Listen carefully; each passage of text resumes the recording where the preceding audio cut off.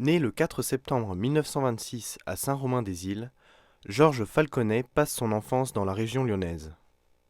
Il rejoint les forces françaises de l'intérieur en 1944 à l'âge de 18 ans, puis s'engage la même année au sein de l'armée française. Il servira plus de 5 ans dans les troupes d'occupation, tout d'abord en Allemagne. Il rejoint ensuite le centre d'instruction du 13e bataillon de chasseurs alpins, en Italie puis en Autriche. Il y gagne rapidement ses galons de sergent et y débute sa formation montagne en obtenant brillamment ses brevets de moniteur militaire de ski et de montagne. Promu pour ses excellents états de service, le sergent-chef Falconet embarque le 5 juillet 1950 pour l'Indochine et participe au conflit durant près de 2 ans et demi. Jeune chef de section, il est cité à 2 reprises au titre du 3e bataillon montagnard pour son allant et son ardeur. Il est notamment mis en avant pour son action à Buon-Krao le 10 juin 1951, où sa section inflige des pertes sévères à l'ennemi. Il est également cité au titre de la division par Sa Majesté Bao Dai, chef d'État du Vietnam, pour son action d'éclat comme chef de section mortier.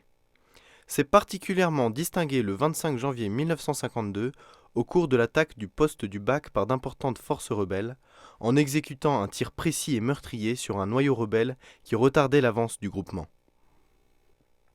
À son retour d'Indochine en 1953, il retourne au 13e bataillon de chasseurs alpins à Chambéry, puis est rapidement affecté à l'école de haute montagne où il restera 6 ans. Il y obtient son diplôme de moniteur de ski en 1954, puis son brevet de guide de haute montagne en 1955. Durant cette période, il effectue 2 séjours au Liban au centre militaire de ski des Cèdres comme moniteur de ski détaché auprès de l'armée libanaise. Ses services sont unanimement appréciés pour ses qualités humaines et sa pédagogie. Nommé au grade d'adjudant, passionné de ski, il est employé dans l'encadrement technique des équipes militaires de ski. Nommé adjudant-chef, il embarque pour l'Algérie le 9 mai 1959. Il sert durant 1 an comme adjudant de compagnie au sein du 5e groupe de chasseurs à pied. Il y est apprécié par ses chefs pour son exemplarité et ses qualités d'instructeur. Éprouvé par ce conflit, il met fin à sa carrière dès son retour en métropole, mais ne se sépare jamais de son attachement profond aux troupes de montagne. Durant les 20 années qui suivent, Georges Falconet s'occupe de la Fédération française de ski comme directeur administratif des équipes. Il continue à exercer son métier de guide et de moniteur de ski. Personnage généreux et toujours disponible, il participe aussi à plusieurs sauvetages dans le massif, comme au Nant Blanc où avec ses camarades chasseurs, il participe au secours d'une cordée en détresse. Homme d'honneur, Georges Falconet est décédé le 10 décembre 2011. Il laisse derrière lui une veuve, Annie, rencontrée alors qu'il rentrait d'Indochine, et 2 filles, Corinne et Carole.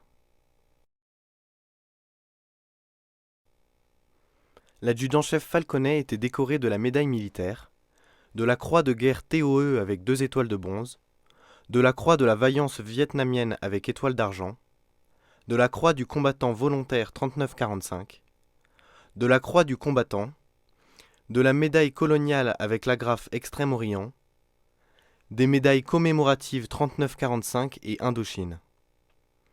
Il est en outre titulaire de la médaille d'or de la jeunesse et des sports, du diplôme de moniteur de ski et du brevet de guide de haute montagne.